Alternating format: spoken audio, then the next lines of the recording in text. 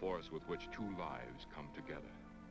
Sometimes for good, sometimes for evil.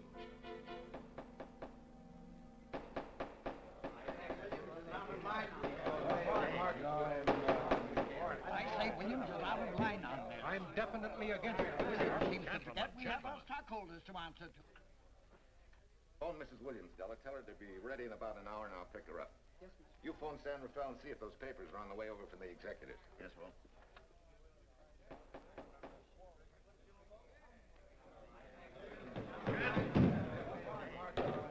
Well, Mr. Darcy, what's the score? 9-0? I'm afraid it is, Walt. If you think you can persuade them to change their minds, go right ahead. Gentlemen, I never interfere in stock issues, dividends, or anything else in your department. I must run my department with no interference. Either I know why and when I need more factory space, or you need another boy. And that's all right with me, too. Because I can take these plants and pick my own spot in the motor production field. You won't have to worry so much about dividends. There won't be many. Hold on. I'm sure none of us want to lose Walt. Or our dividends. Why do you say we take another vote? Now, all in favor of buying the 3 new factories signify by saying aye. Aye. Aye. Aye. Aye. Aye. An unanimous vote. Congratulations, Walt. Congratulate the board. They're the winners. Williams, if these factories are so valuable that other companies would jump at the chance to get them, how do you know that you can buy them at the price you quoted us? How do I know? I bought them this morning. Good morning. Della, I was asked to rush this up for Mr. Williams. Get my wife, Della? Your maid said she'd gone to the dentist. I gave her the message. Oh, fine. Oh, this just came. Thank you. What about those papers? They're here. Bert's checking them now. Good.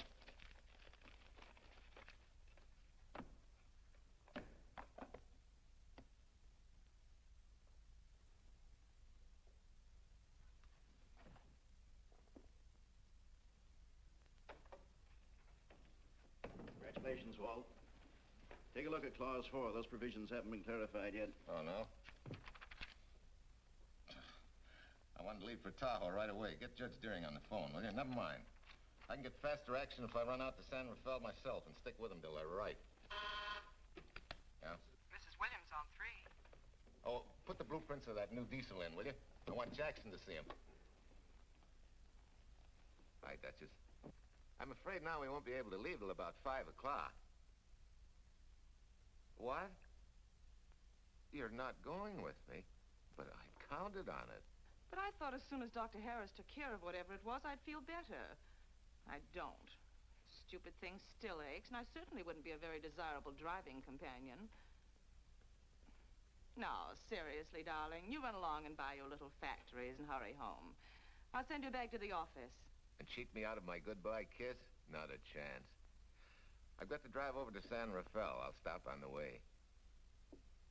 Love me? Bye, dear.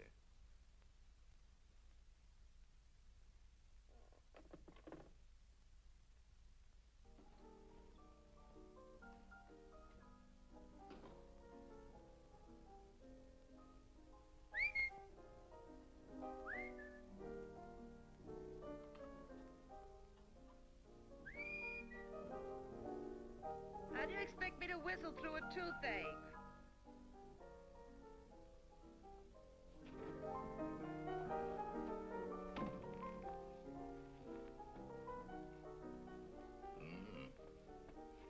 Nothing in the whole world smells as sweet as you do, Duchess.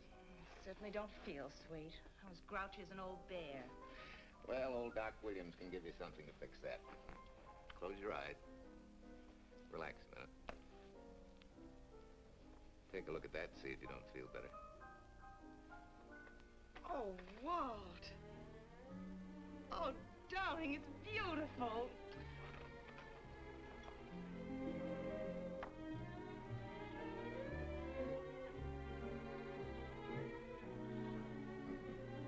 Not bad. Not bad at all. You know, to quote my wife, I like monograms on things. It shows they belong to me, unquote. When did your wife say such a thing, Mr. Williams? About 6 years ago, when I married her.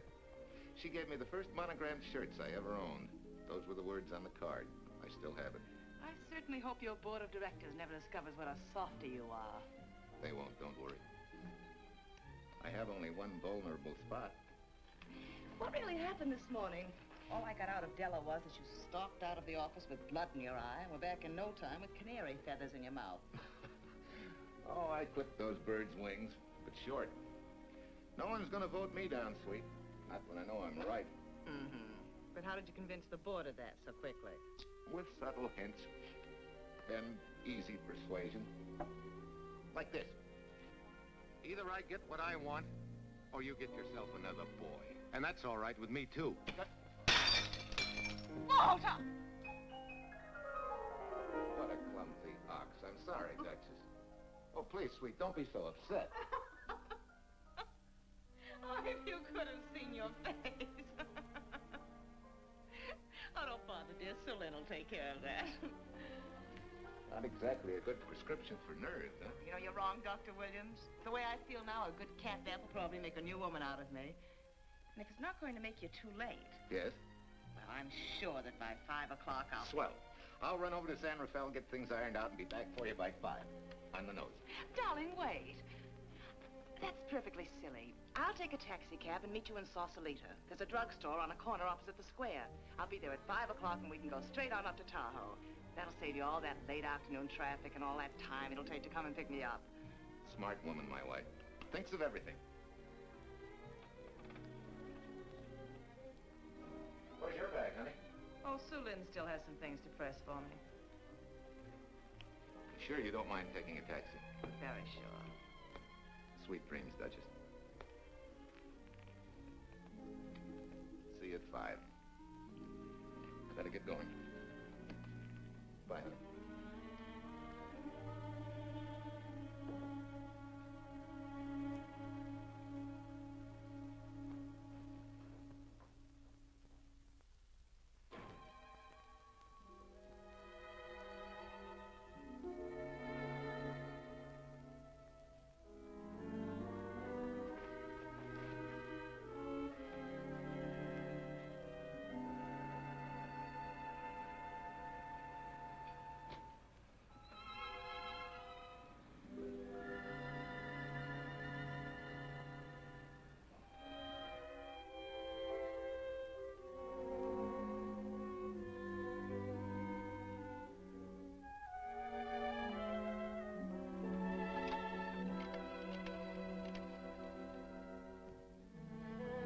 Long distance?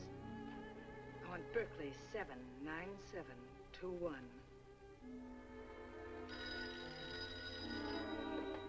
Hello. Ah. Hiya, beautiful. Yeah.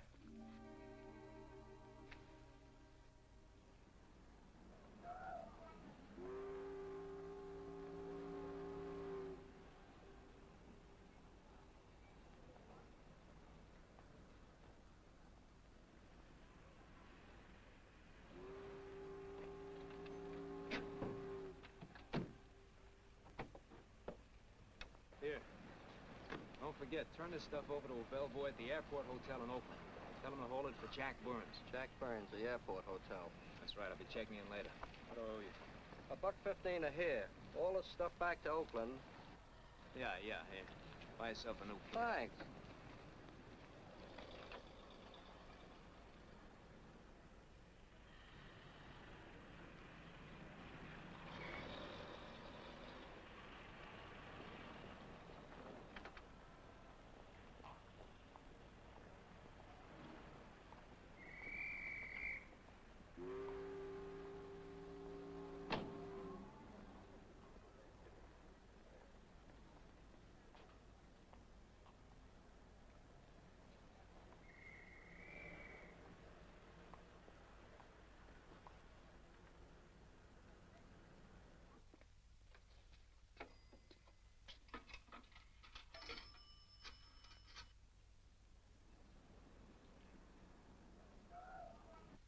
Hey, where's that new woman who was going to meet me? It's after 5 o'clock.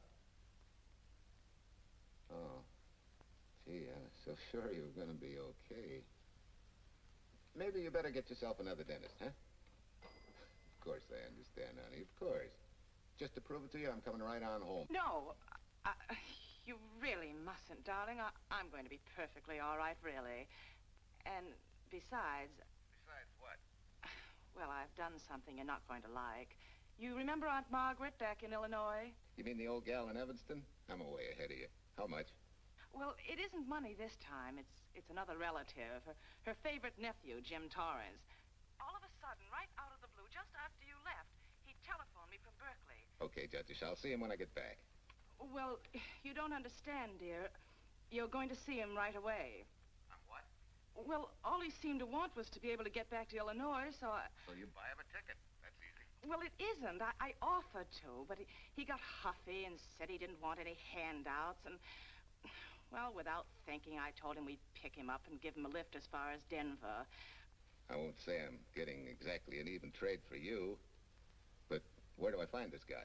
Well, he should be there right now. I told him to be on the lookout for a cream-colored roadster, just in case we fail to recognize one another after all these years. Oh, darling, you're such a lamb. You sure you forgive me? What do you think? Well, I'd better run along, or Cousin Jim might get nervous. Take it easy, sweet, and miss me, will you? I do already. Don't drive fast. And please take care of yourself. Softy. Goodbye.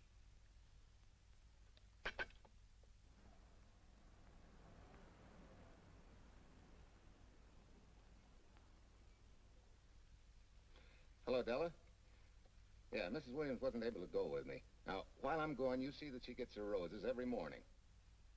That's right. But this time, on all the cards, put love from Softy. Yeah, S-O-F-T-Y.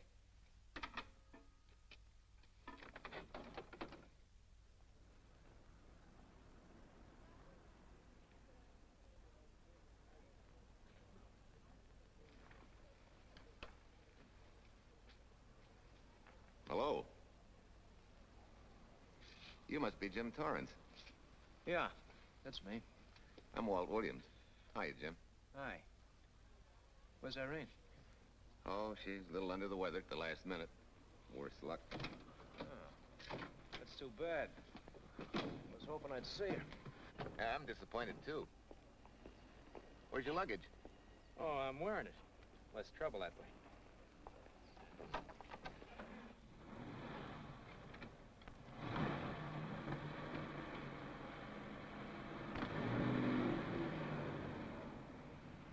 Irene tells me you're heading for Illinois. Yeah. Going been a little rough, huh? Haven't exactly been worried about my income tax. What's your line, Jim? Oh, guess I'm a better salesman than anything else. You know, I can give you a couple letters when you get back to Chicago. It might help you. It's fine. Little in with a top brass never hurts. What outfit were you with? Patton's Third Army. How was it? Oh, rough. Except for the time in Italy. I kind of liked it there. Patton's outfit never got to Italy. Of course. But most civilians never know or care, and I figured you didn't either. Well, I fooled you that time.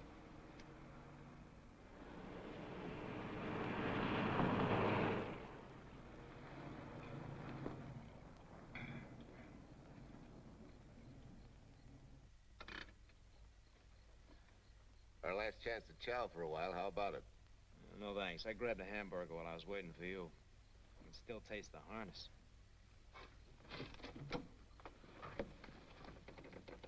Sure you won't change your mind? No, I'm gonna grab a little shut-eye.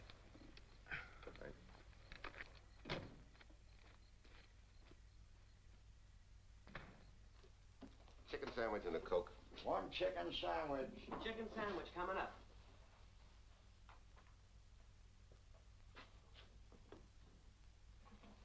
Give me change for $1, will you? Yes, sir.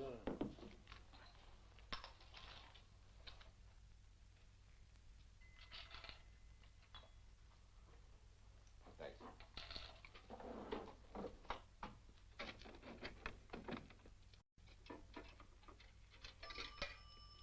San Francisco. Klondike 2, 6714.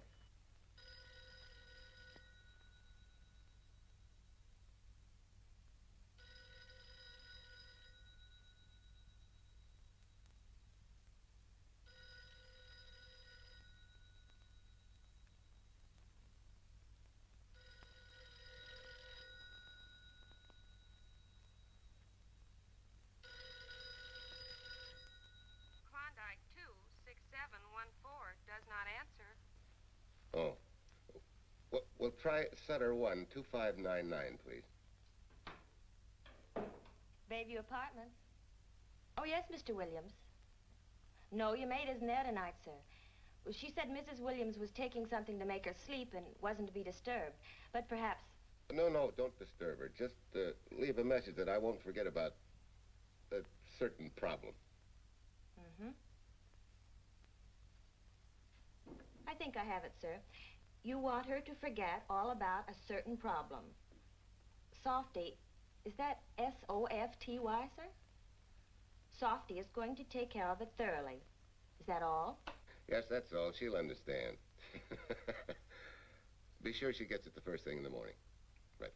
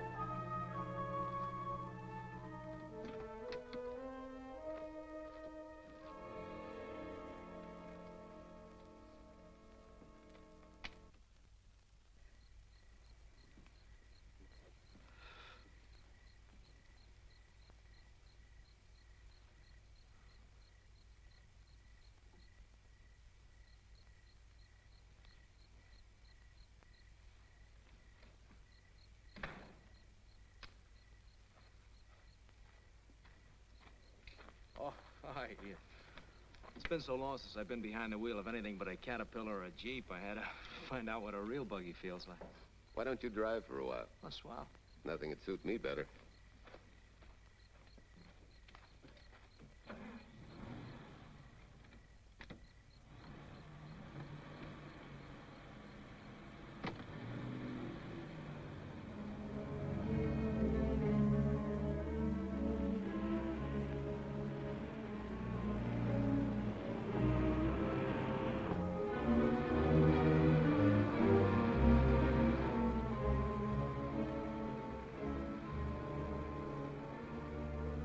Tell me, Irene still got that little scar on her cheek? That one she got from the fall? Yeah. You can hardly see it now, though. How'd you know about that? She just got it last summer. Thought you said you hadn't seen her for years. Oh, from Aunt Margaret, of course. How else? She always sends me the news in the letters.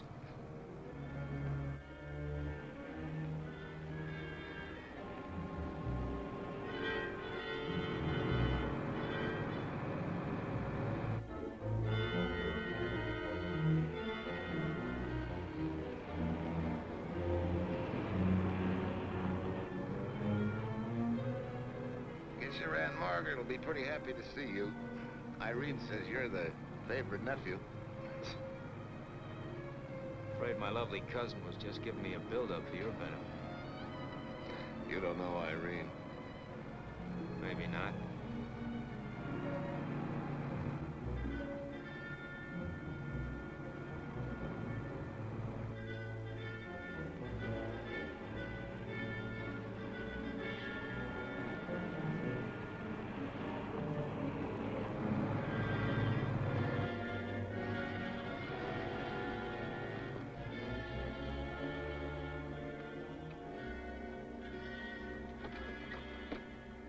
What's the matter? I think we got a flat.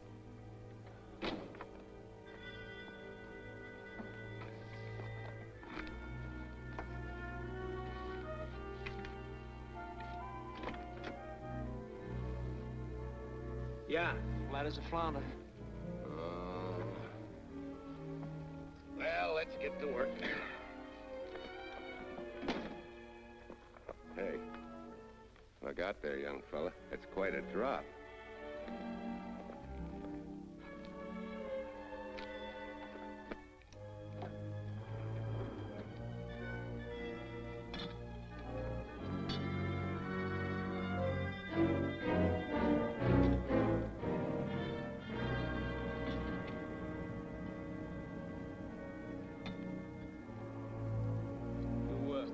You got a flashlight?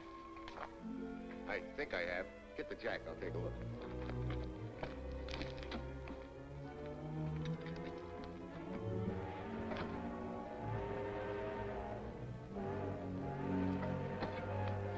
Did you find it? Yeah. Yeah, it won't be long now.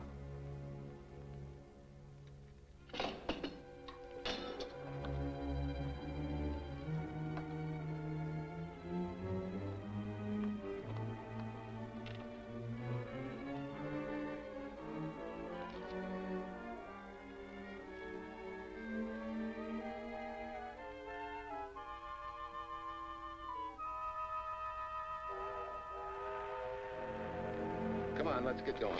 Wait a minute. Did one of your cufflinks fall out? Huh? Well, something dropped. I heard it fall right down there at your feet. Hmm. Well, he must have rolled under the car.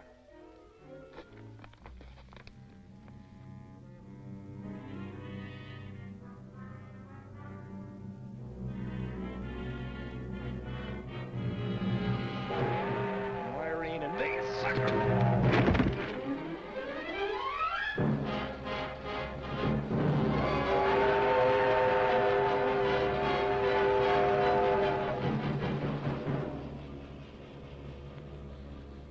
Hello?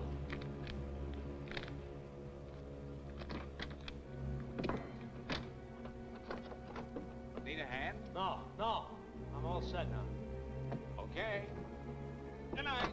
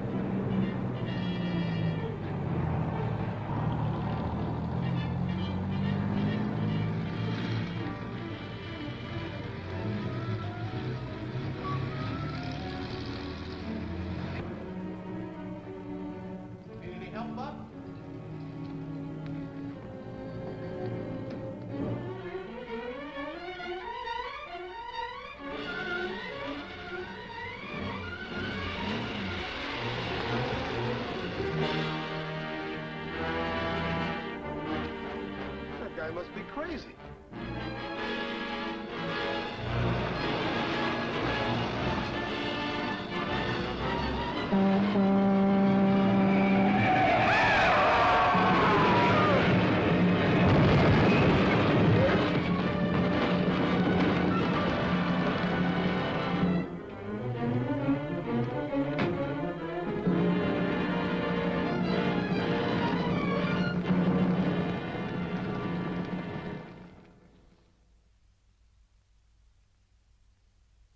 in case my husband should be late and have to rush for his plane. This will be taken care of. Thank you.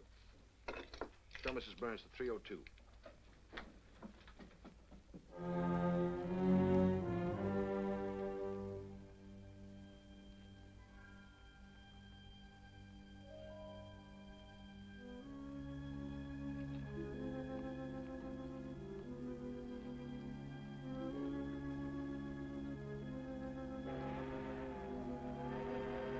Irene and me, sucker. From Irene and me, sucker.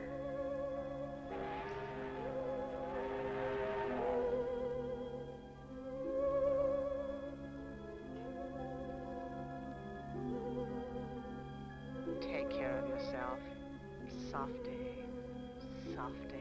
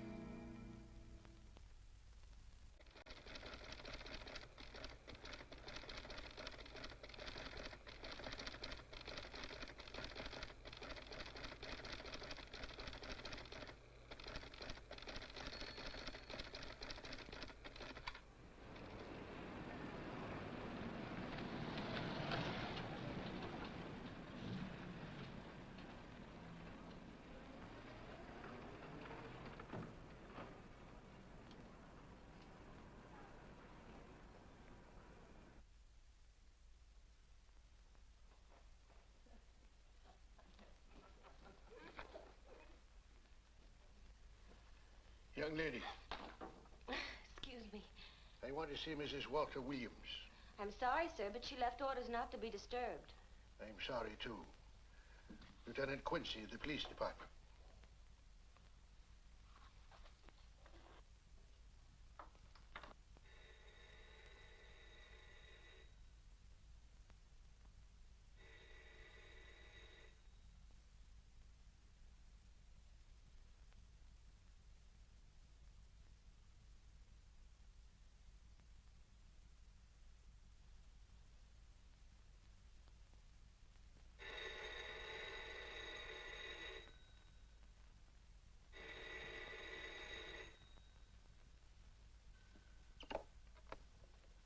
Hello? I thought I left orders not to be Oh, I see. Ask him to come up, please.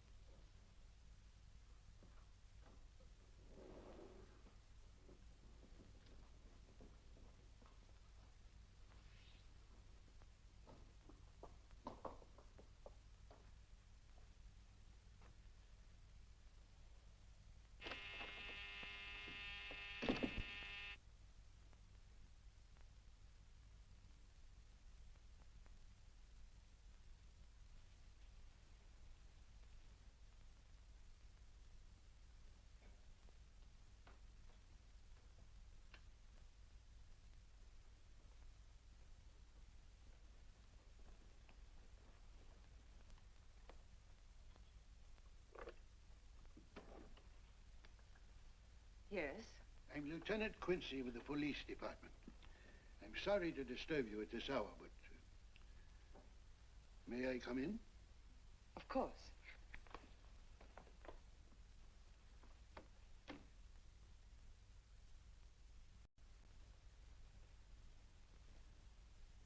Well, Lieutenant?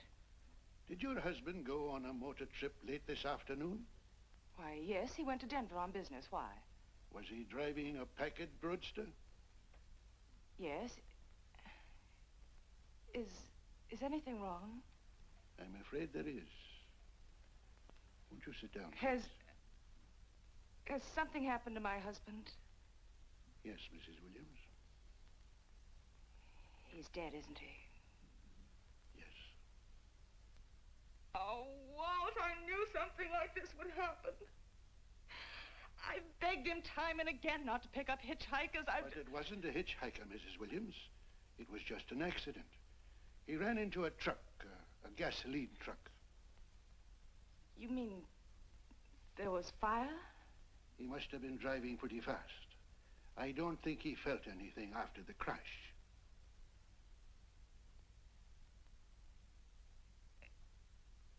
If there's nothing more you need me for, Lieutenant, I think I understand. And may I say you've taken this with a great deal of courage. Good night, Mrs. Williams.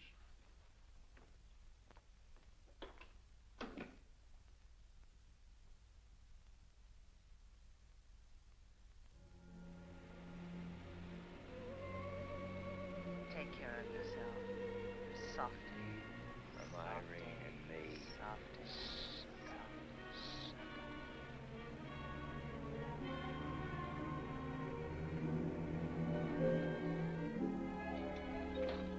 Ready? Yeah. That Williams must have been quite a guy. Yeah, he went to work for Universal Motors as a sheet metal worker. Mm-hmm. Less than 10 years, he's their top production man. Well, he sure went out in a blaze of glory. Yeah. Let's go.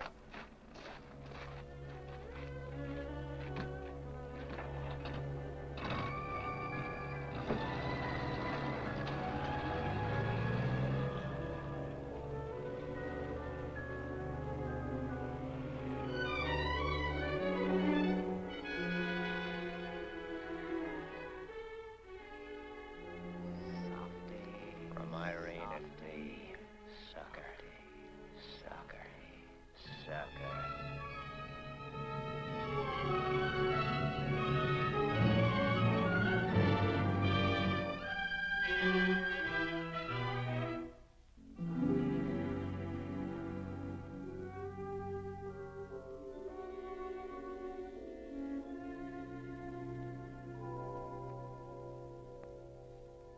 Well, could Mr. Burns have taken a later plane and still made connections for Mexico City? I see. Thank you. Yes? It is some telegrams for Tai Tai. Just put them under the door, Sulin.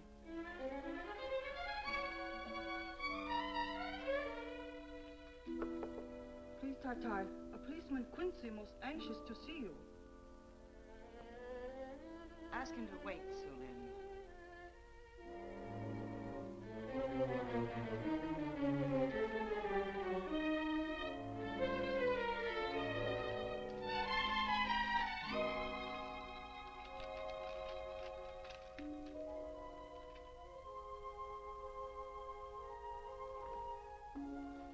Mrs. Williams will see you presently. Will wait, please.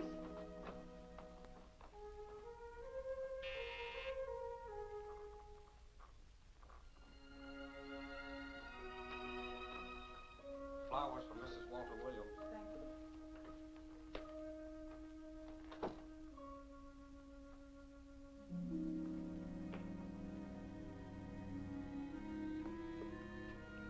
Roses like Mr. Williams always sending when he's away. You seem to have been very fond of Mr. Williams. Sulin is honored to have served him 5 years, and he... I'm sorry to keep you waiting, Lieutenant. I wouldn't be disturbing you again if it wasn't necessary. And I would be keeping you but a moment. You're being very considerate. Won't you sit down?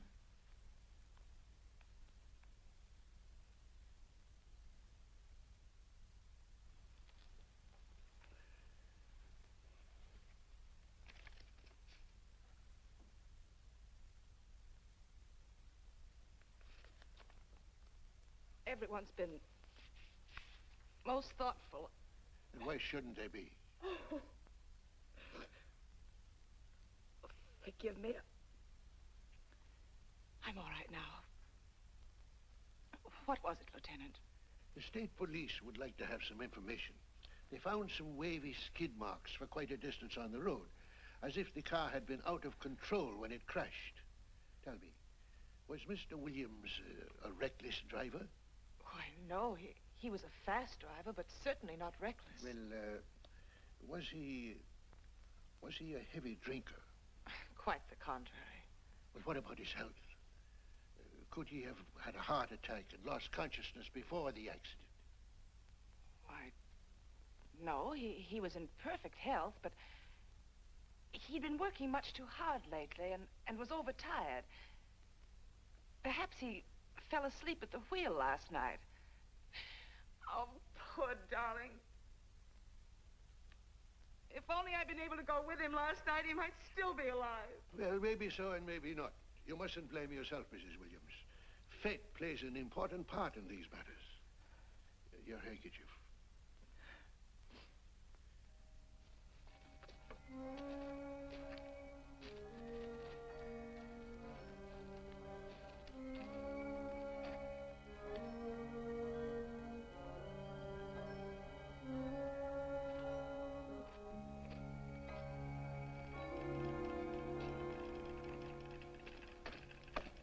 When's the next train to San Francisco?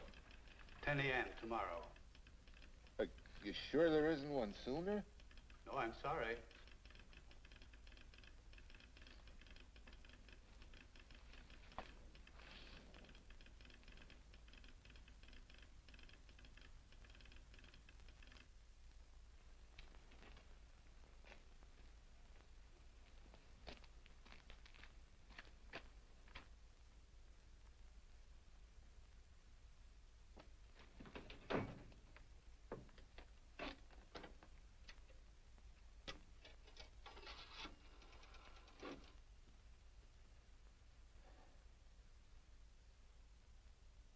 We have a circuit now, sir.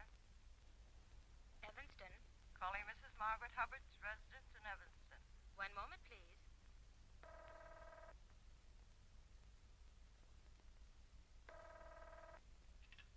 Hello? Mrs. Margaret Hubbard? Yes? Who's this? Long distance. I have a call from Mr. James Torrance. Who? Mr. James Torrance. He's her nephew, Jim Torrance. The call is for your nephew, Jim Torrance. I haven't any nephew, and I don't know any Jim Torrance. Sir, Mrs. Hubbard says she doesn't know what James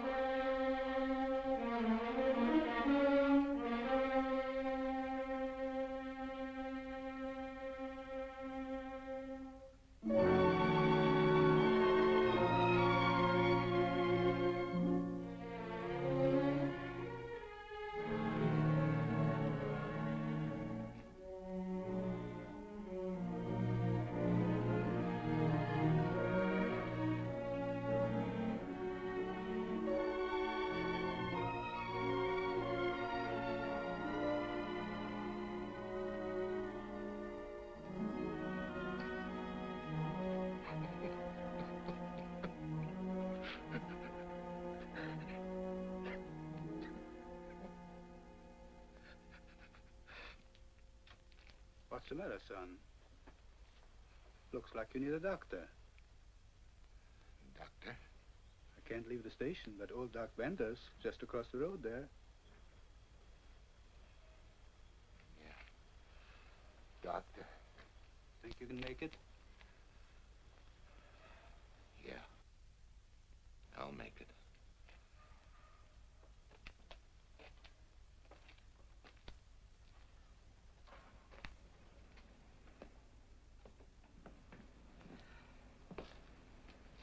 Now, take it easy, man. There's some concussion there. You've got to watch your step for a while. Yeah.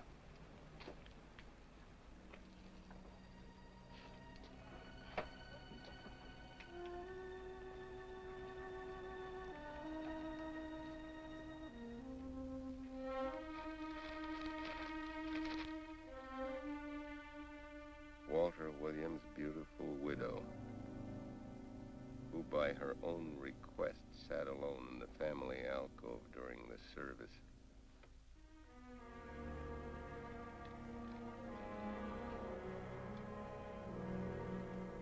Smart.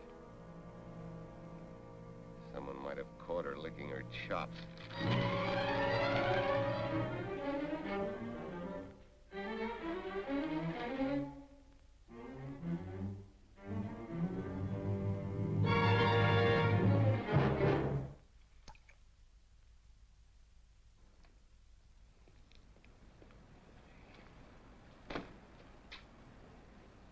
Hey, what's that? Walter Williams. Walter Wi... Hey, ain't that the guy that... For the love of Mike, what's that briefcase doing here? He's dead. They did him a dirty trick if he ain't. Hey, now, wait a minute. Don't touch it. We better turn it over to the police.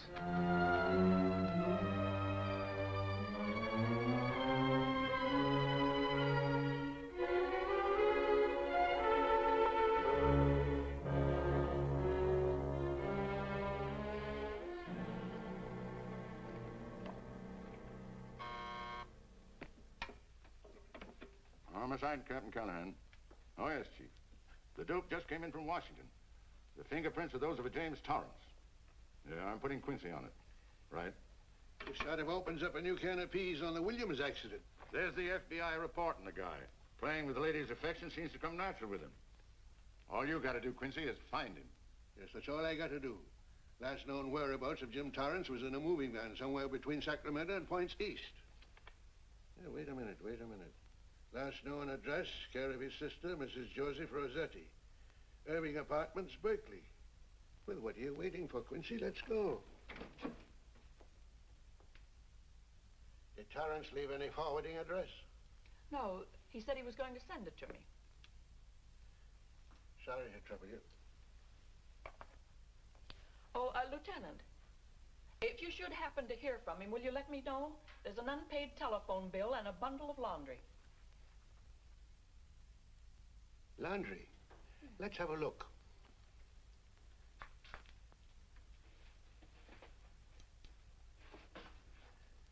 I may have to take this along with me. Not without a receipt, you don't. You mean you don't trust the police? In my business, you don't trust anybody. Mine, too.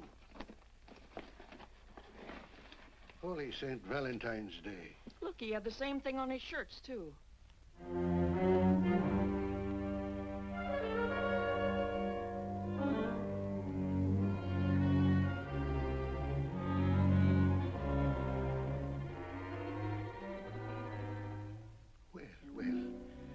Romance in your late tenant's life.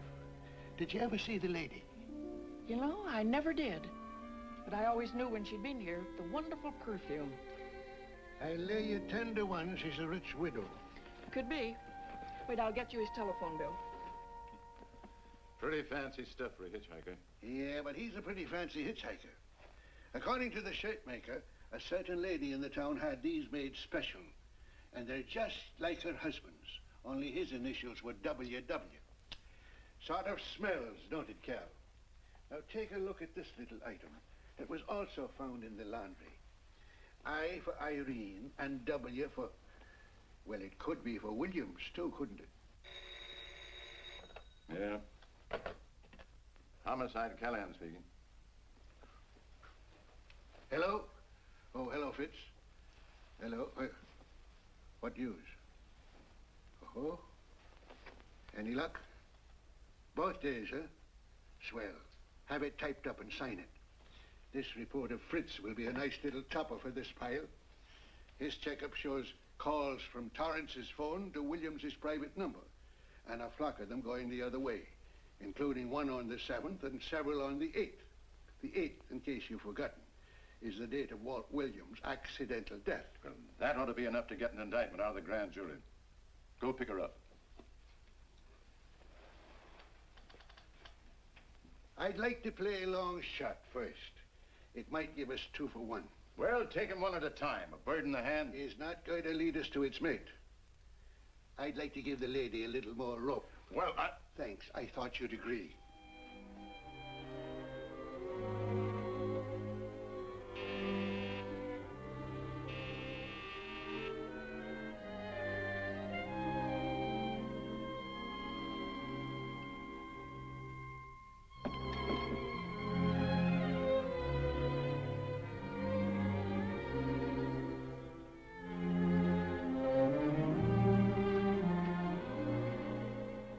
Lieutenant, you just caught me. I was... I'm glad. I have some rather startling news I thought you should know before it hits the headlines. Come in.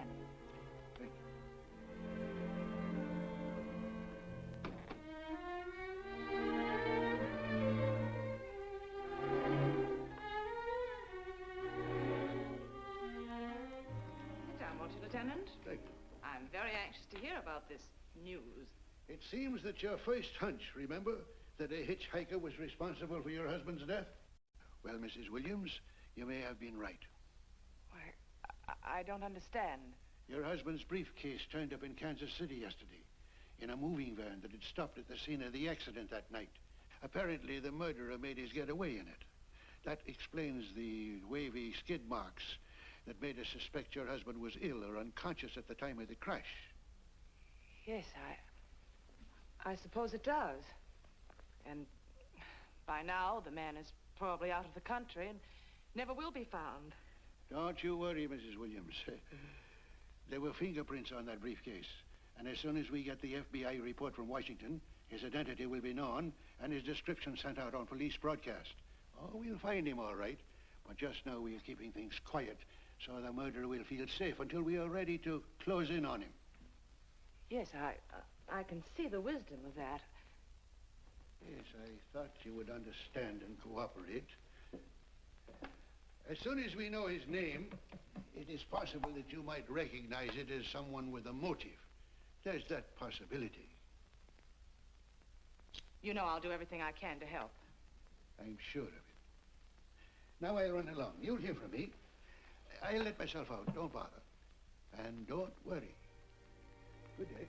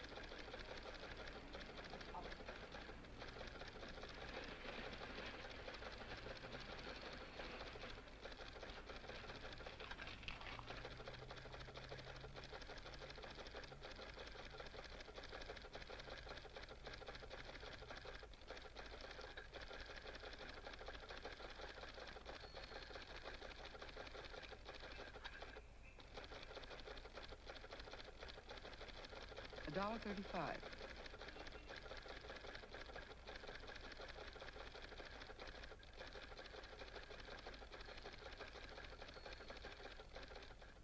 See, everything after the letter J in the first name has been obliterated by heavy writing over it.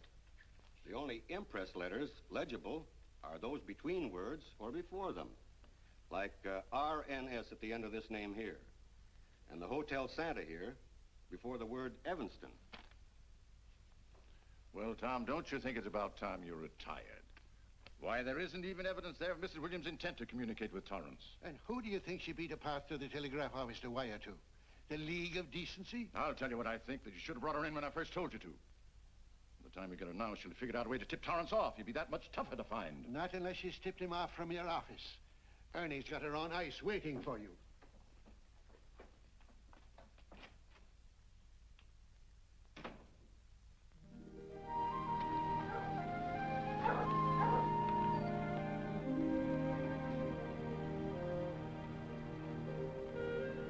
Pretty good, huh? Fastest growing little town in Idaho.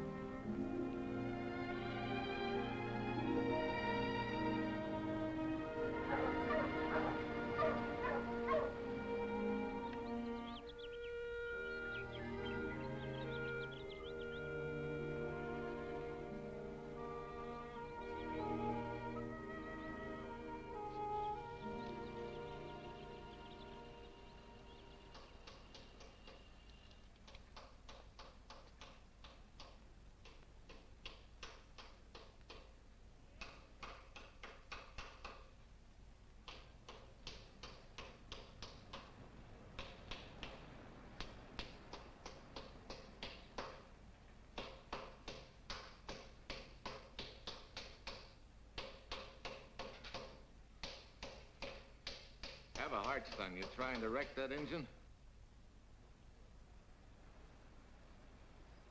Oh.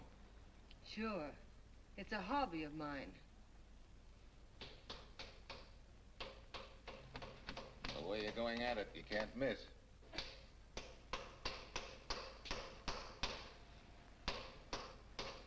Here. I just can't let you ruin that beautiful motor. Start her up.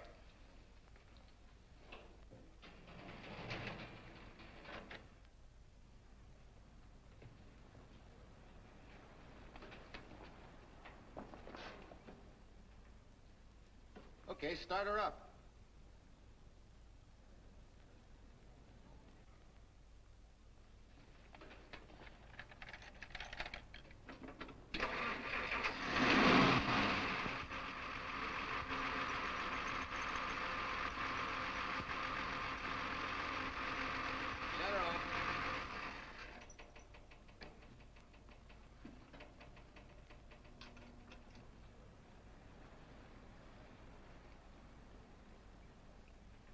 You're certainly not a mechanic by trade. Hands like that. Maybe it's a hobby of mine.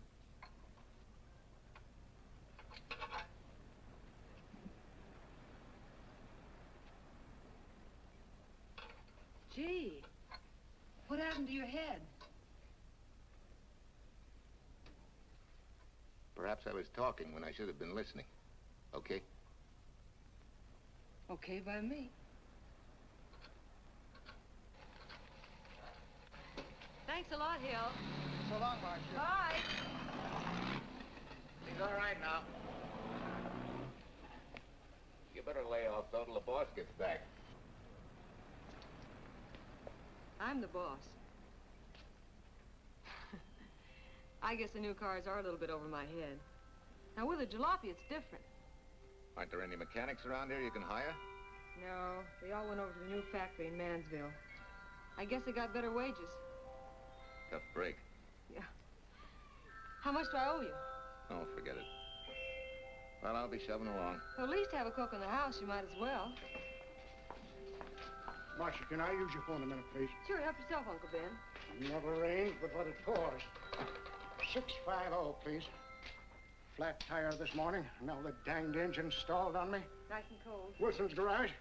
No, I did not give you the wrong number. Fine thing using my phone to cheat me out of repair bills. Aren't you ashamed? Gave me the wrong number. 650, please. You're a nice girl, Marcia Peters, and your ma's a fine woman. And I'll always buy my gas and oil here. But you ain't never gonna tinker with my car again. Busy? Busy. Always busy. Wait a minute. We're not so busy. Would you like to do another good deed and give Uncle Ben a hand? Why not? Where is your car, mister? Maybe I can help you. Why, are you a good mechanic? Very good. And very reasonable. Well, just what you need, girl. Better hire him. It's an idea, Uncle Ben. Come on. Thanks for the Coke. Sure.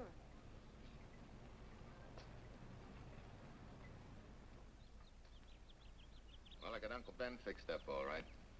Nothing but a sticky carburetor valve. Bye. I hope he paid you. What for? It only took a minute. You're certainly not money-conscious, stranger. There. This is no kind of work for a girl. But somebody has to do it if I want to stay in business. And I want to.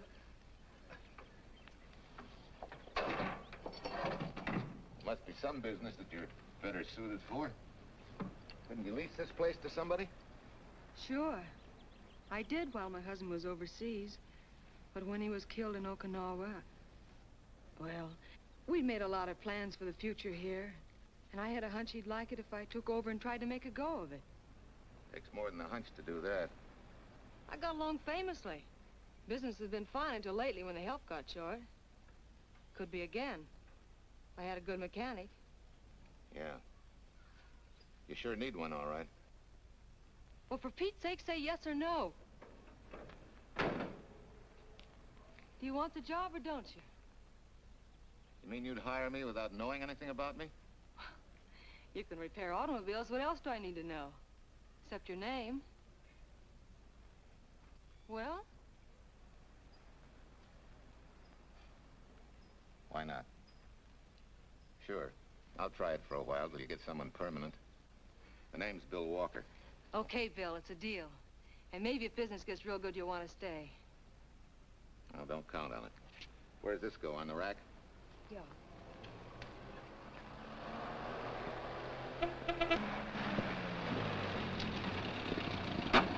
Marcia! Marcia!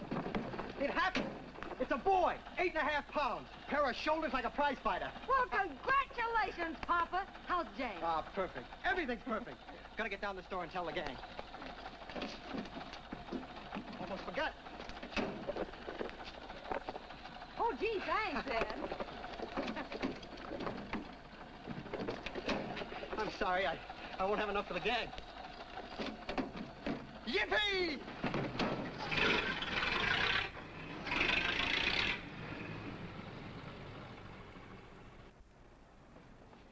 Maybe you can use this token from the slightly delirious new father. Thanks. Say, we haven't settled the matter of wages yet. Maybe I can't pay your regular salary. Suppose we leave that open till you find out how much I'm worth to the business. Doesn't seem to be any business right now. Might be a good time for me to get rid of this beard and find a place to board. We live right next door. I'll go ask Mom. She'll know of a place. Sort of a peaceful house. I noticed it this morning. Oh, gosh, I forgot. She's down helping Mrs. Wellesley with her canning. Mom finds homes for everything from stray cats... To stray mechanics? Well, you're not a stray anymore. I'll go phone. Pearl? 674, please. Hello, Miss Wessler. May I speak to Mother? Hi, Mom. I've got some good news for you. I hired a man for the station. Yeah. No. Nobody we know. He's from out of town. Needs to place a board. You got a good one up your sleeve? Okay. Says she has to meet you first to come home for supper. Huh? And you like apple or cherry pie? Cherry. Cherry it is, Mom. See you later. Oh, now I gotta get rid of this. Hey, where's the nearest barber shop? The one and only, just up 2 blocks. Tell Judd you're working for me. When you get back, we'll close up and go home. Thanks.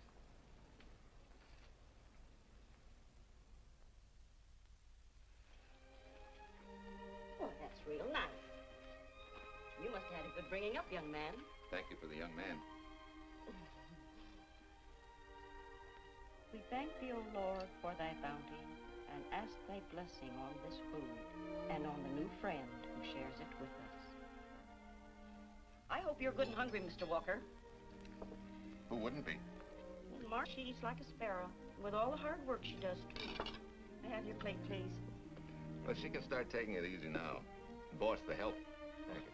She never takes anything easy. Has to put her whole heart and soul into everything she does. Well, now that you're through with me, Mom, how about Bill? Have you thought of a place for him to stay? Well, why can't he stay right here? We have a spare bedroom going to waste. And I think you like my cooking. Like it? That's very kind of you, Mrs. King, but it seems an imposition. Imposition, nothing. That's good business. I can get back what I pay you in board and room. Well, Marcia, what a thing to say. If you'd like to stay, we'd like to have you. We have some more vegetables. Mrs. King, you have a boarder. May I have a biscuit, please? Oh, excuse me.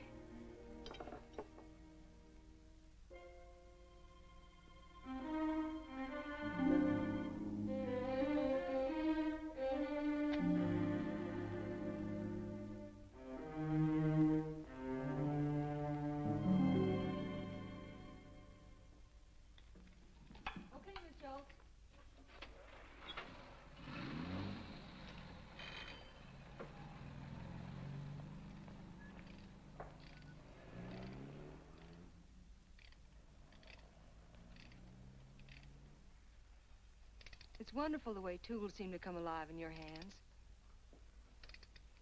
You seem to sort of come alive, too. As though you got real pleasure out of working with them. I do. When you're doing a job with them, you can't think of anything else. Bill, if something's bothering you, why don't you get rid of it? What would you prescribe, doctor?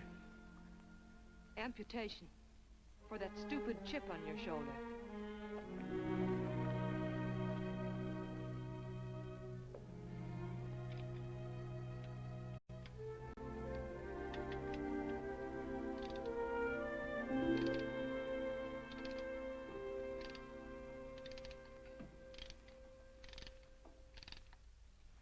What you need is a ring job. Save yourself some money. Gee, Bill, with the baby and everything, I just can't afford it now. Oh, we'll take care of that. Hey, boss. How's Ed's credit? Good enough for a ring job? Well, sure, if I can hold Junior as collateral. Oh, not a chance, fella. Never mind her. I'll do it on my own time. Oh, thanks, Bill. Maybe we'll see you tonight, huh?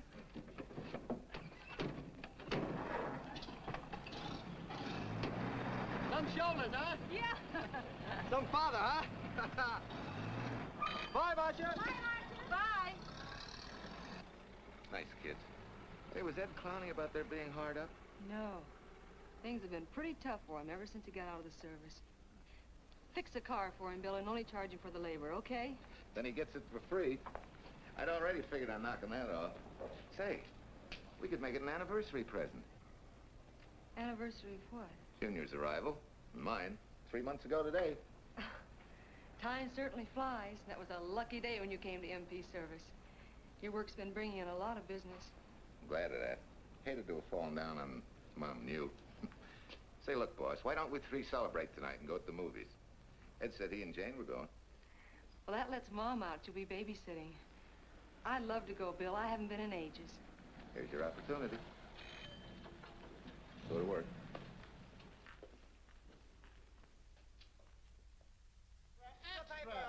Irene Williams, held for murder. Read all Extra. Irene. This is Sheila Graham with the latest news of the shocking Williams murder case. While beautiful Irene Williams is held for trial, charged with conspiring to kill her late husband, the police are searching for James Torrance, believed to be the lover of Mrs. Williams and her partner in the horrible murder of Walter Williams.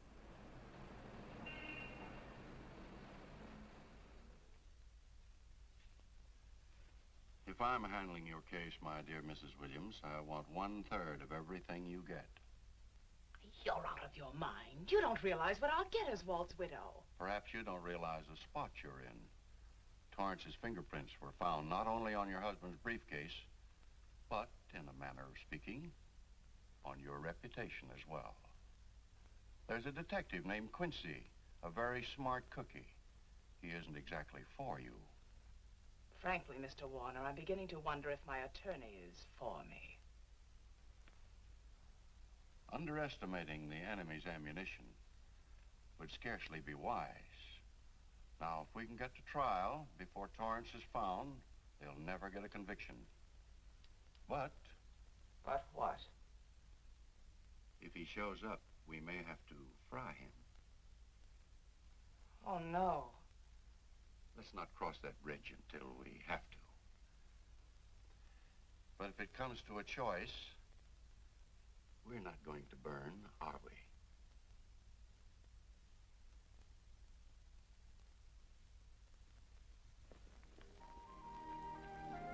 Art, you're the chatterbox this afternoon. What about this afternoon? Oh, I'm sorry, boss. I guess it was wool gathering. You're only supposed to do that in the spring. Is there anything you don't know? Yes. What's San Francisco got that we haven't? Better newspapers, for one thing. Anyway, California's supposed to be the land of opportunity. I thought that by now you liked it here. I do. Very much. It's a good town. Nice people. Swell boss. Thanks. We like you, too. No fooling, Bill. You'd be surprised how many people ask questions about you. What kind of questions? Oh, where you came from, do you have any family, and do you like it here, and are you going to stay? Al Knox asked me at the movie last night if you wanted to join the volunteer fire department. Just interested, friendly things. I suppose it is natural for people to wonder about a stranger who moves into their community, like I did. You know, I've been thinking, maybe it wasn't such a good idea, you and I going to the movies last night. It's all right being seen in the station and here with Mom, but... You get used to that in a town this size. They're always trying to marry people off. You just ignore it, and after a while they forget about it. I'll go get cleaned up for supper.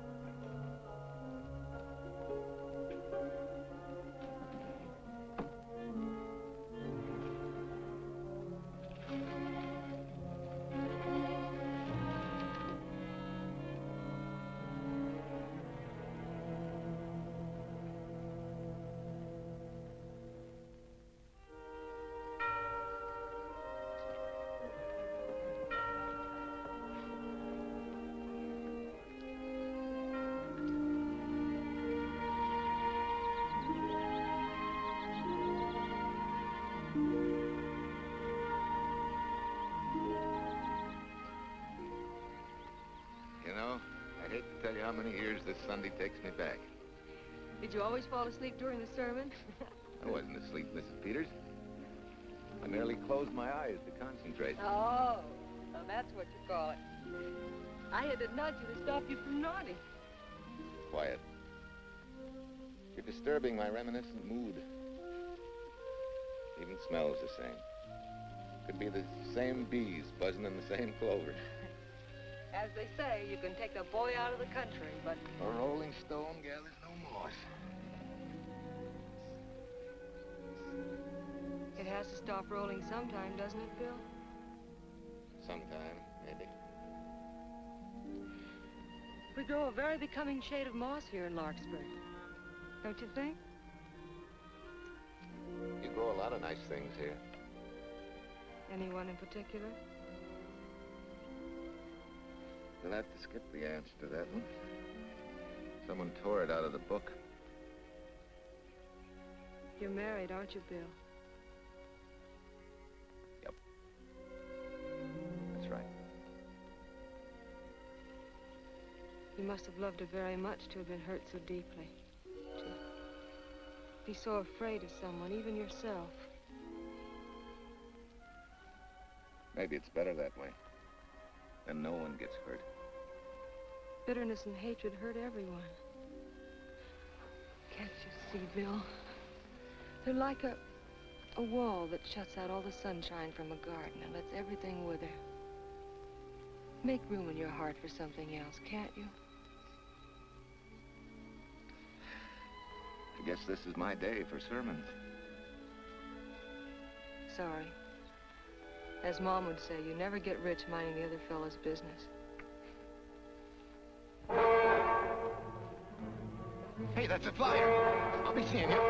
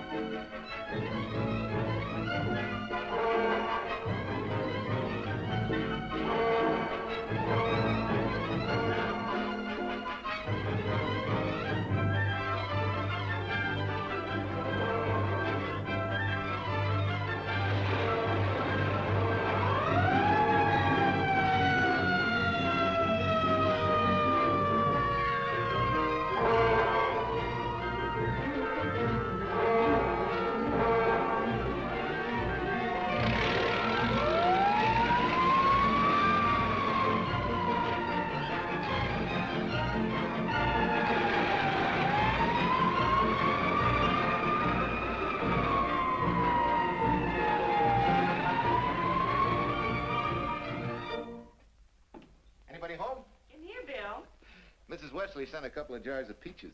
Said you helped her can them. Oh, thank you. When I delivered the doc's car, he insisted that I have a bite with him. Where's the boss? Took a book back to the library for me. Huh? What a day. Hey, what's the idea? Are you darning my socks? Well, I thought a drawer full of holy ones isn't doing you much good. I found it when I put fresh papers in your bureau yesterday. You have a heap of things that need mending, haven't you, son? Does Marcia know? Do you think I'd tell her? This is your problem, Bill. Because I found out about it doesn't give me the right to tell anyone else, not even Marcia. When you trust folks, you trust them, and you give them a chance to work out things the way that seems right to them. How can one little woman be so big? Don't forget, it's a lot easier to be tolerant and understanding at 50 than it is at 25. Yeah, Ma. I'm going next door for a while. Grandma Thompson's ill.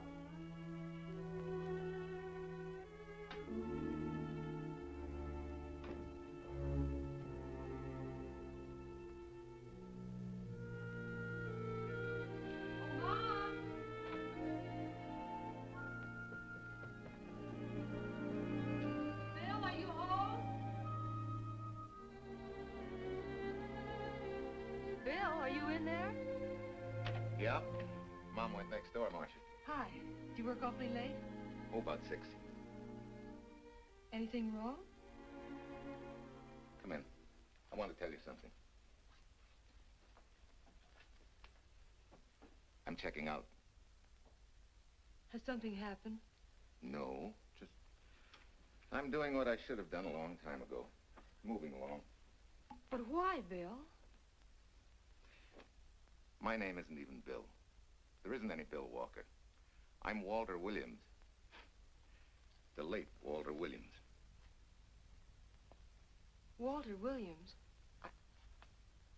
I don't understand. You may not even after I've told you, but at least you'll know the whole story. Sit down, please.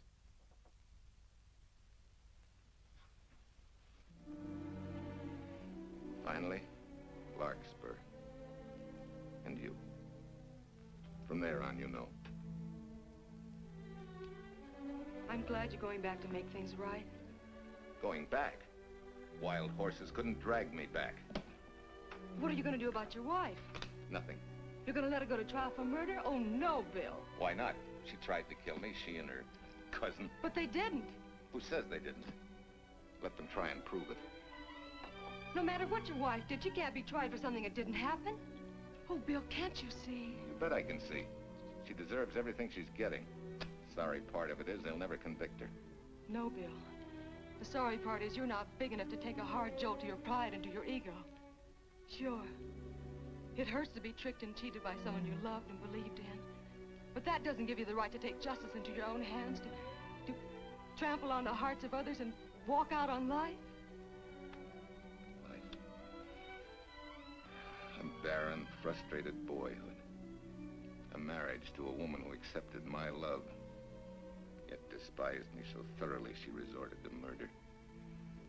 I'll never think of our moments together without nausea. I feel stripped bare, degraded.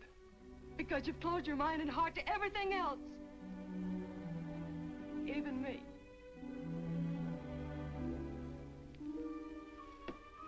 Oh, Bill, please.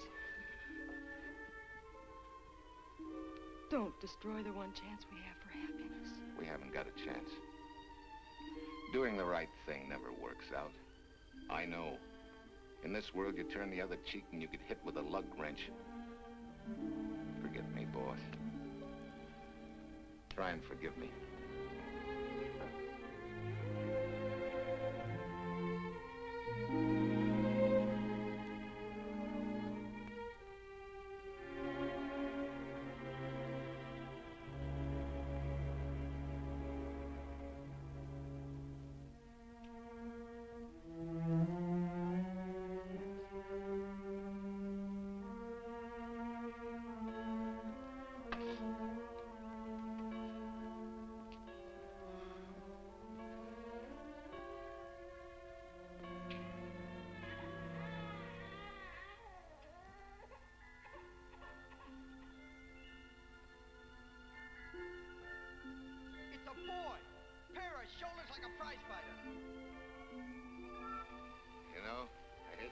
many years this Sunday takes me back. You have a heap of things that need mending, haven't you, son?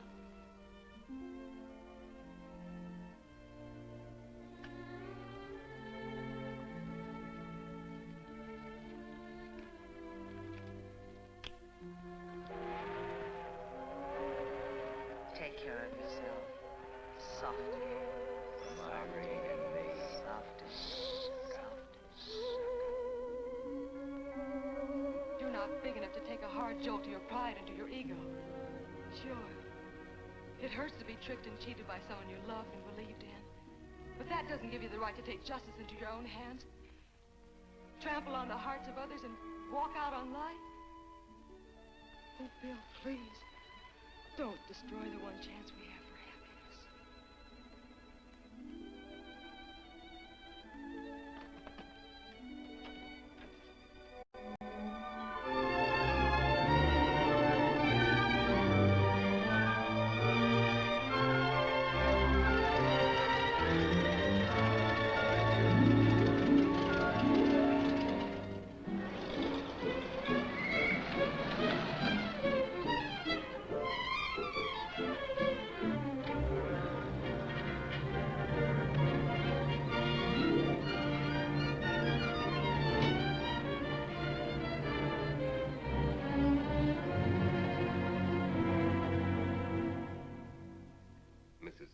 Kind enough to come along to substantiate at least the Larkspur portion of what I've told you.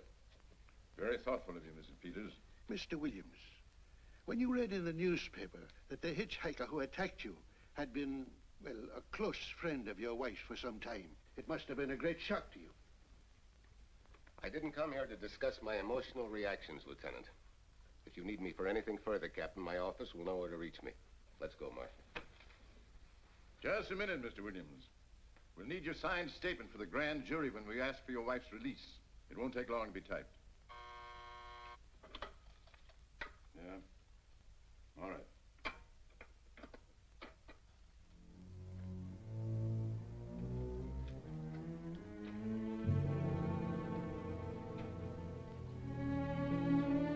Come in.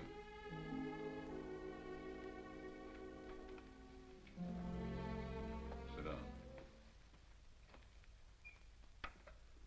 Mrs. Williams, we have news for you. Really? I can scarcely wait.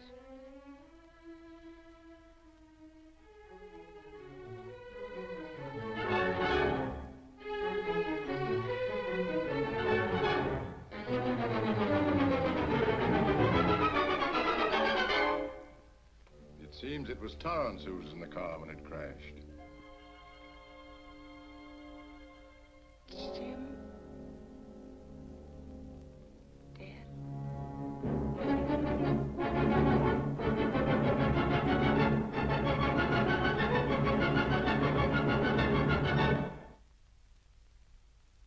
You did it. You killed him. No. He tried to kill me. Thought he had. And he ran into the truck. It was an accident. An accident? You wait all these months to tell this story. You let me rot in this filthy jail. Wait a minute. You let everybody believe you're dead. Pretty convenient, wasn't it? A dead man can't be tried for murder. Mr. Williams, perhaps your wife would understand better if you would explain to her about the amnesia. Amnesia? Oh, don't tell me you believe he had amnesia. Where's he been all this time, just wandering around in a daze? Tells us he's been in Larkspur, a little town in Idaho, working as a mechanic in a service station. Run by Mrs. Peters here.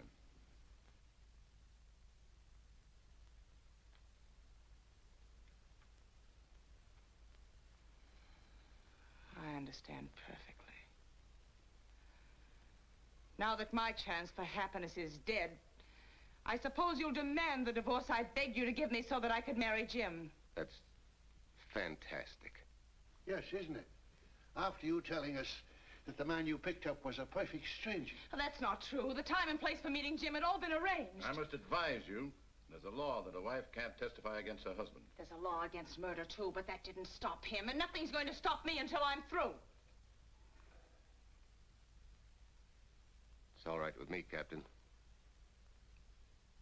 Go on. Talk your head off.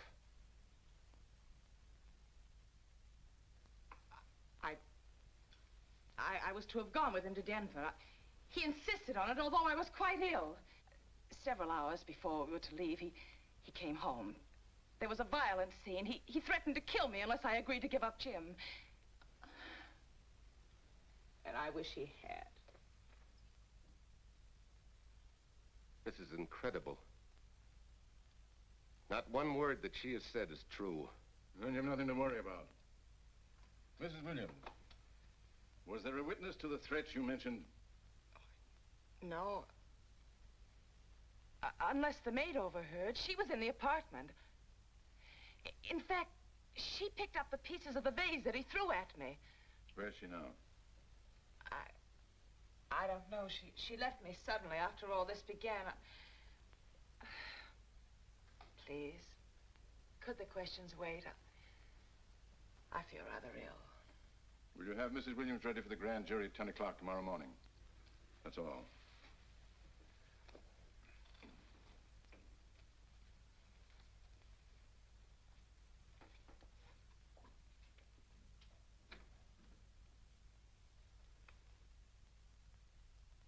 We're going to hold you too, Williams. On what charge? Suspicion of murder. But he's not guilty of any of these things. Then it should be easy for him to prove it. Take it down and book him. That fiction of Mrs. Williams must have been very convincing. No, we just couldn't buy that yarn you tried to sell us. Let's go.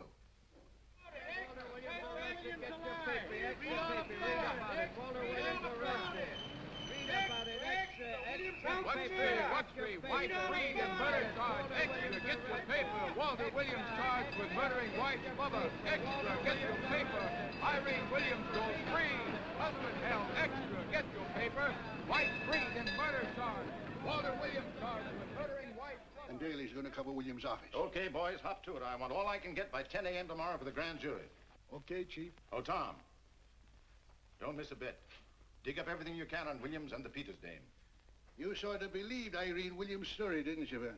She made better sense than he did. Well, sure, she's a better liar than he is.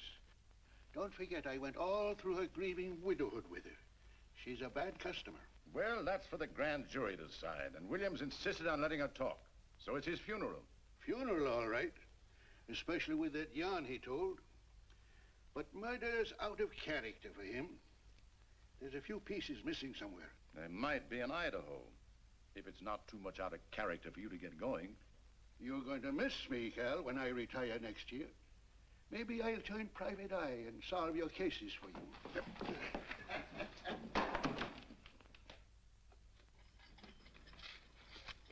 Hi, Williams. Mr. Williams? Thanks. Got a deal from the bottom here, don't you? Sorry, Williams. Okay, Williams.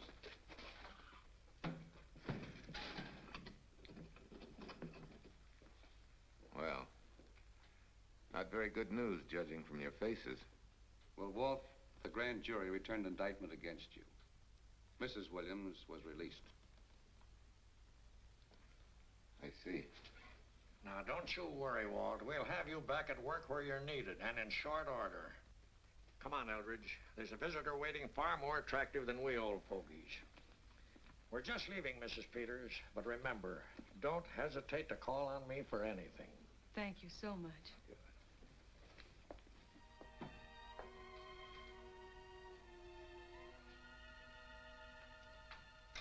Hi, boss. Bill, what have I done to you? If it weren't for me, you wouldn't be here. If it weren't for you, I wouldn't be. I came back here because I wanted to believe in the things you do. I still do, no matter what happens. Will you do something for me? Go back home, where I know you'll be taken care of. Not a chance. You'll have to think up a better reason than that to get rid of me. I'm a big girl now. I've just been to Larkspur, Williams, where I found these newspaper clippings. Of course, some of them are 3 months old, but you seem to treasure them, so I brought them along. So? I don't think they exactly substantiate your claim of amnesia. As if you were interested in substantiating any claim of mine. Now, let's get one thing straight. Most people, when they get in a jam, think the police are only interested in the prosecution. Our job is to get the facts, the truth. And the truth never hurt anyone but the fellow that lied. Unless he was a beautiful woman. Oh, quit kidding yourself, Williams. You made the boner. I had no more to do with Torrance's death than you did. And out of the whole population of Northern California, you just happened to pick up a hitchhiker who happened to be your wife's boyfriend. Ah, have a heart, Williams. I suppose you'll tell the truth when you take the stand, but you better have some mighty conclusive proof if you expect the jury to believe it. Wait, Lieutenant. Bill, we all know you're not guilty, but we're going to need help to prove it, and need it badly. Lieutenant Quincy can't take sides, but if we're right, he has to be on ours. And I have a hunch he wants to be. Why don't you tell him the whole story? All of it. Please. I'd like to.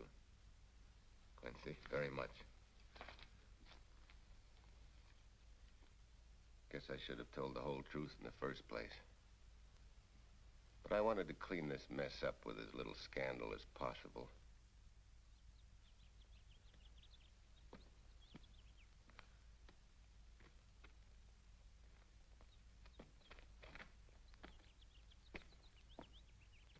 Well? No sign of the lug wrench or anything. My dear Mrs. Peters, will you please stop trying to be a detective? How many times do you think the police have combed this spot for any kind of evidence? Now, be a nice girl. Take Mr. Williams' advice. Go back to Larkspur. What time is it? It's only 4 o'clock. We still have time to go back to town and go on our hunt for Sue Lynn. Now, look here, young woman. You've had me on the run since early morn. But, Lieutenant, the maid seems to be our only hope now. We've got to keep looking till we find her, that's all. That's all? Wait. She was naturalized, wasn't she? Suffering chopsticks. Quincy, you dumb flatfoot. This Sue, what's her name, was Chinese born. If her port of entry was San Francisco, there'd still be a file on her, photo and all. Let's go. Back to town. Immigration.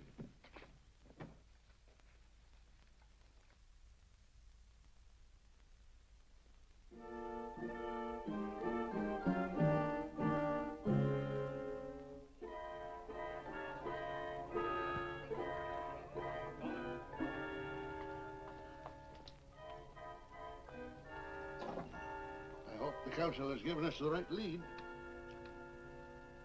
Are you Arsing? Understand? You savvy English? Also French, Italian, and Hebrew. May one ask what is desired? We're looking for Su Ling Chung. The Chinese consul said you were her uncle and might tell us what she is. This daughter of my brother, has she offended the honorable police? Oh, no. They just wanted to ask her some questions about Mr. Williams, the man she used to work for. Ah Sing's heart is heavy that he cannot lead you to her. But things that are not known cannot be told. Well, if you hear anything of her, report it to headquarters.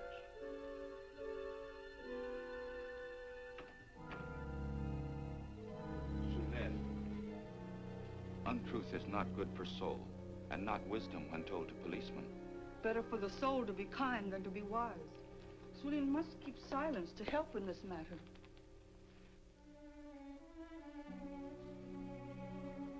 You know, you're quite a gal.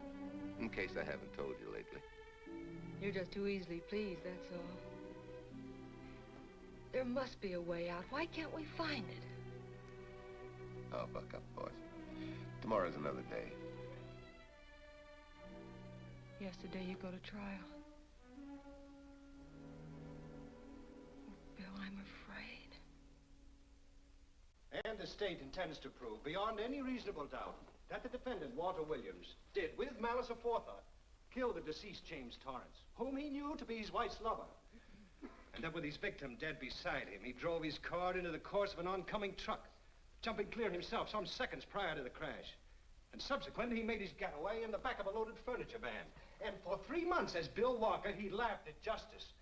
What had imprisoned his unfaithful wife for conspiracy in his own murder. But then he decided that being dead cramped his style. He thought he could eat his cake and have it too. So he returned, most anxious to explain his long absence and to right the dreadful mistake that had imprisoned his wife for 3 months. Ladies and gentlemen, it was a cold-blooded, premeditated murder and must be punished to the fullest extent of the law. Call the first witness, please. Captain Callahan, did Walter Williams tell you what suddenly cured his amnesia after 3 months? No, he did not. But he did tell you the man that struck the blow which caused the amnesia was a total stranger, a hitchhiker he had picked up. Yes? And that he knew nothing of this man's identity or relationship with his wife until he suddenly recovered from his amnesia and heard or read the details. That's what he said. That's all. Thank you, Captain. Your witness, Counselor. No questions. No. I saw no signs of amnesia, but definite concussion. He was a bit evasive in answering questions, but not vague or unsure.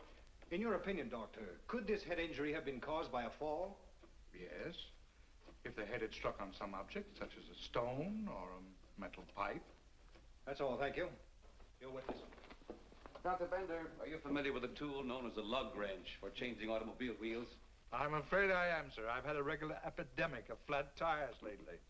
Well, then, in your opinion, could this head injury which you treated have been caused by a blow from a lug wrench? Yes. It could have been caused by that, too. Thank you, Doctor. The ones with the earliest dates, you will notice, are heavily creased, as though they'd been carried in a wallet or a coat pocket. Thank you. Lieutenant Quincy, will you kindly tell the court where you found these newspaper clippings? In the bedroom occupied by Mr. Williams in Mrs. Peters' home in Larkspur, Idaho. Is this your handwriting, Miss Revere? Yes, sir. And that's the message, at least our record carbon of it. Would you read it to the court, please? June 9th, 8:32 p.m. Message from Mrs. Walter Williams, Penthouse D. Mr. Williams called, said he wants you to forget all about a certain problem. That Softy is going to take care of it thoroughly. Was there any other conversation? Well, I just asked if that was all, and he said yes, she'll understand, and sort of laughed as if it were a joke and hung up. Some joke killing the wife's boyfriend. That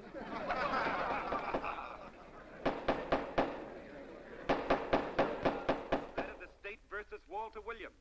All the rounds so far have gone to the prosecution, and it was a grim-faced Williams who was returned to his cell this afternoon. What the score will be after he takes the stand is anybody's guess, but he's going to need some lucky punches to get a decision. And though Torrance struck with intent to kill, after telling you this is from Irene and me, sucker, you still telephoned Illinois to find out if there was a cousin Jim. You are hard to convince, aren't you, Mr. Williams? Is it so incredible that a man should fight against believing such a thing about his wife? Oh, that is very touching. From a husband who planned a trip on which he intended to destroy his wife and did kill her lover. That's a lie. Your Honor, I object to the conclusions drawn by the prosecutor and move that it be stricken from the records. But, Your Honor, there is a corpus delicti, remember? Who was your wife's lover. Objection sustained. There's also her own story, which, in front of witnesses, you insisted she tell. And then we have your own two different stories from your own lips. One featuring a perfectly strange hitchhiker, the second an equally strange cousin Jim, without a questionable substantiation for either bit of fiction.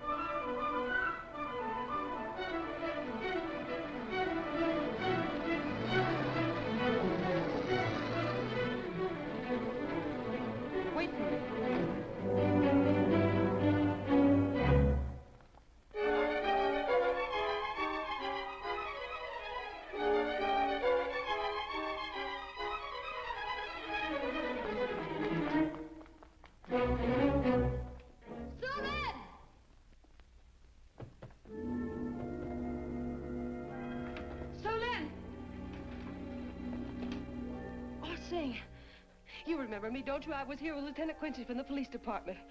I just followed Sue Lynn up the stairs. I saw her come in here. You must be mistaken. I'm not mistaken. She's here. I must see her. Ah, Sing, don't you understand? It's to save a man from prison, even from death. I will send her to you.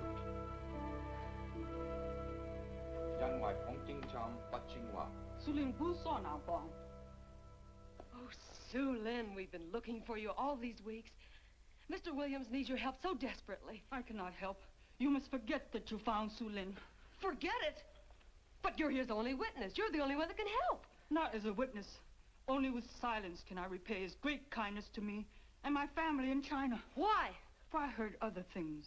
That most unhappy day. From Mrs. Williams' bedroom, his voice very loud and angry. A flower vase broken to pieces. He can explain all that. They do not believe what he's already told. That I heard anything would do harm. Don't you see?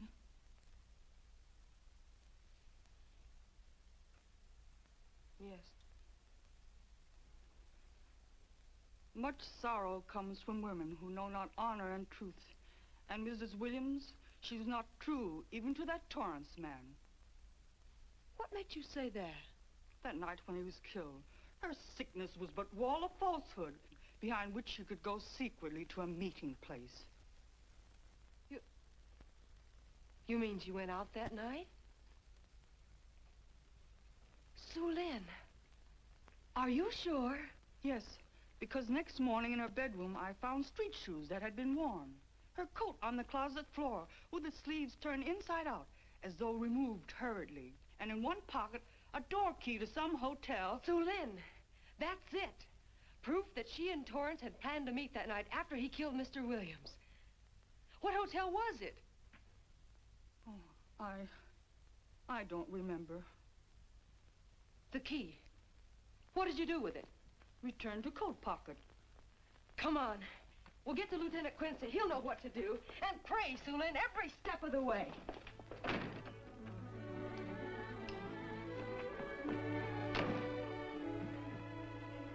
Now hold everything. Even if this long shot don't work out, we'll just keep on pitching.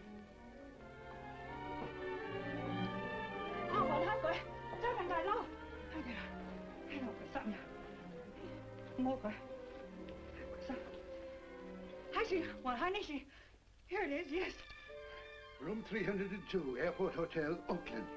Maybe we got our miracle. A special little Chinese one. It is to hope that Sue Lynn was of small help to Mr. Williams. Oh, Sue Lynn. Come on, copper. Next stop, Oakland. A certain little lady's hotel rendezvous. I was on night duty then, all right, but I sure don't remember a looker like this. Quite a dish, eh? A little too highly seasoned for my digestion, thanks. Lieutenant, just found a couple of cars for room 302 on June 9th. George Baxter, checked out at noon. Mr. and Mrs. J. Burns. Room not slept in. J. Burns. Burns. Look, Quincy. The handwriting on the card is identical to that on the photograph. And here's a little boy, the same thing. The cover-up telegram to Aunt Margaret. Now look at the impressions. J here, and here RNS. J. Burns. That's the name she started a telegram to. Room not slept in. Say, I got that dame pegged now, Lieutenant. She said they'd be out of the room by midnight as her husband was catching a plane.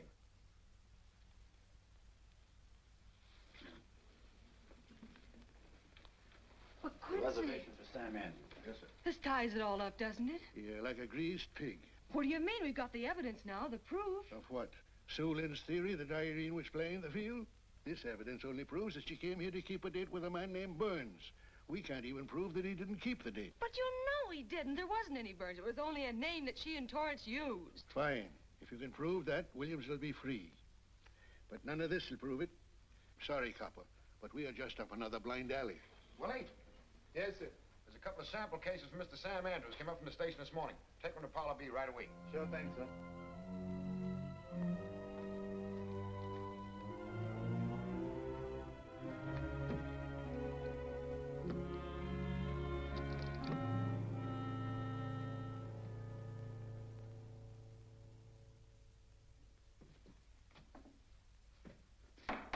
Seated. Case of the state versus Walter Williams. Proceed, Mr. Aldrich.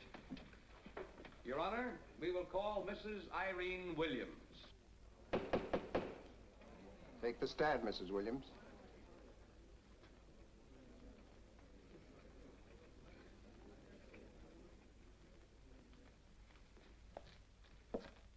Raise your right hand. You solemnly swear that the testimony you're about to give in this cause to be the truth, the whole truth, and nothing but the truth, so help you God? I do. Hey, what cooks? The defense calling her? Mr. Eldridge, what's the purpose in calling this witness? Merely for purpose of identifying handwriting.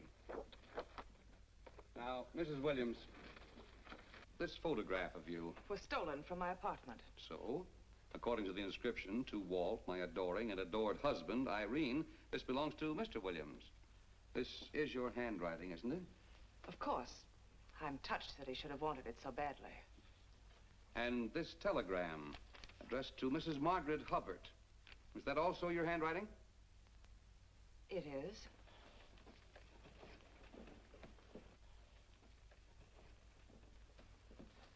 Now, Mrs. Burns, I mean Mrs. Williams, this photograph is inscribed to Jim, my adoring and adored Irene.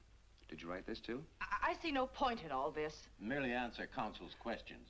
Did you write it? I did. And these letters addressed to Mr. James Torrance, did you write them? Yes.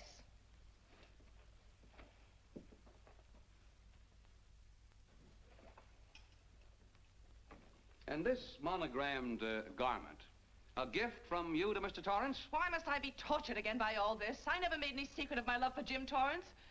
That's why he's dead. Your love for Jim Torrance. Yet on the very night he was killed, you had a rendezvous with a man named Burns, didn't you?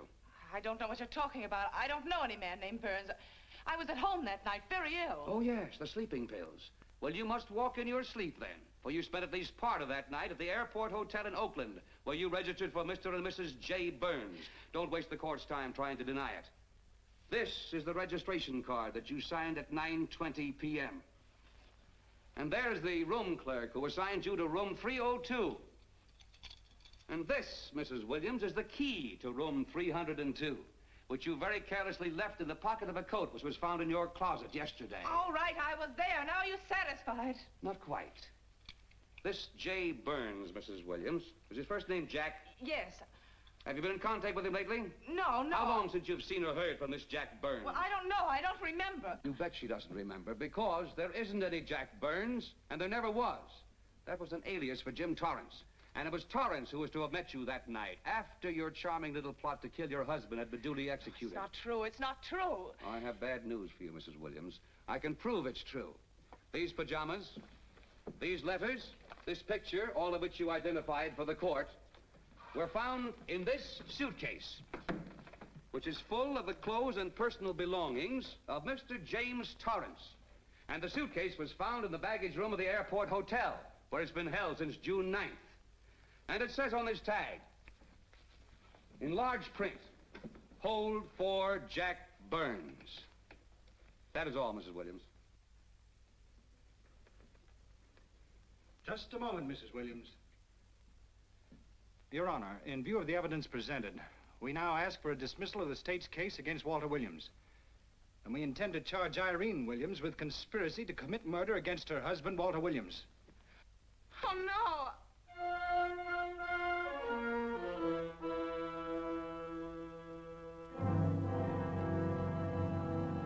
The case against Walter Williams dismissed. Court adjourned until 2 o'clock. Well, that's that, Walt. Congratulations, Mr. Williams. I haven't the words for it, Quincy, but we could never have made it without you. Ah, sure you could.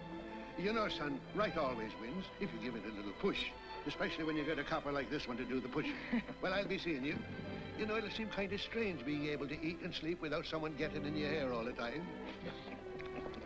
Oh, fine, Walt. We're looking forward to having your hand on the wheel again. The Denver plants are waiting for you to open them. You think you can make it the morning? How about it, Counselor? You bet you can. Oh, good. Well, I'll be running along. Well, you think you like Denver? It's okay by me, boss. Yes. Impact. The force with which two lives can come together. Sometimes for evil, sometimes for good.